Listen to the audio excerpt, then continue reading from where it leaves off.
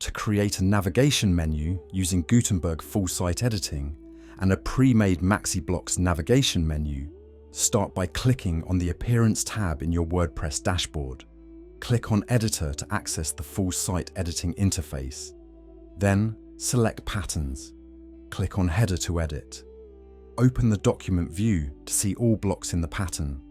Delete all existing header elements to make space for the new menu. Click on the orange Maxi Blocks icon in the top navigation. Toggle Open the Theme tab. Select the Navigation Menu tab in the left-hand cloud navigation. Choose the navigation menu you like and click the Insert button. Click the Create New Menu button. Then, click the Add Link button and select the pages you wish to show in your navigation.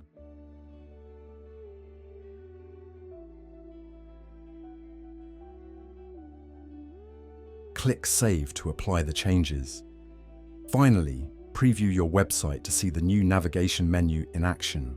You've successfully set up a navigation menu on your WordPress site using full site editing and Maxi Blocks.